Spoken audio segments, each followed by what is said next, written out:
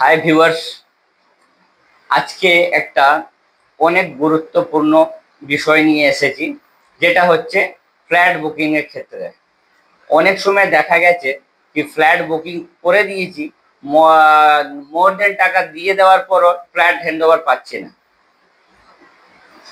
প্রথমত বলে দিই কি, যখনই আপনি ফ্ল্যাট বুকিং করবেন, যে ল্যান্ড ওনার আছে বা ডেভেলপার আছে, ওর ঠিকঠাক ভাবে রেজিস্ট্রেশন আছে কিনা ল্যান্ড রেগুলেশন অ্যাক্টের ক্ষেত্রে, নিয়ম অনুসারে এইসব পেপারগুলো একটু দেখে নেবেন।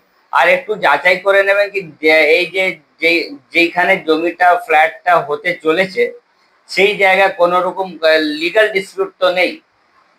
অনেক কেসে দেখা গেছে কি কিছুদিন পর কোনো লিগাল হেয়ার এসে ওই ওর ফ্ল্যাটের উপরে বা ওই জমিটার উপরে মামলা করে দেন যেইখানে ফ্ল্যাটটা তৈরি হচ্ছে।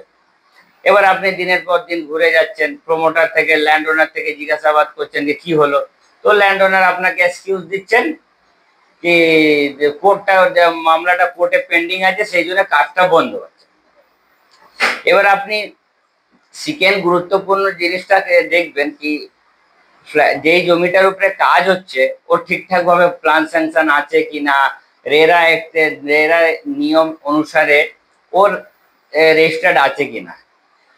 অনেক সময় দেখা গেছে যে ফ্ল্যাট ওনার বয়নাপত্র তো আমার সাথে করলেন, ফ্ল্যাটটা কিন্তু অন্য কাউকে বিক্রি করে দিলেন।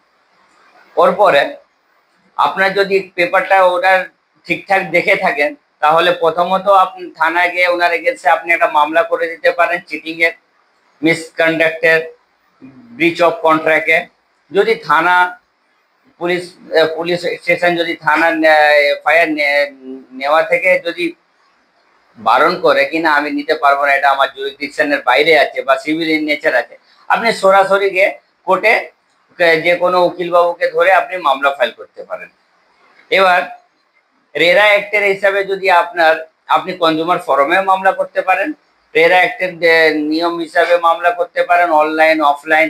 রেরা অ্যাক্ট হিসাবে যদি কোনো রকম আপনার সাথে ফ্রড হয় ডেভেলপার বা ল্যান্ড ওনারের মারফতে বা করার চেষ্টা করে, তো সেই ক্ষেত্রে সবসময় কোর্ট আপনাকে রায় দেয় কি 10 থেকে 18% উইথ ইন্টারেস্ট আপনাকে টাকাটা ফেরত দেওয়া হবে।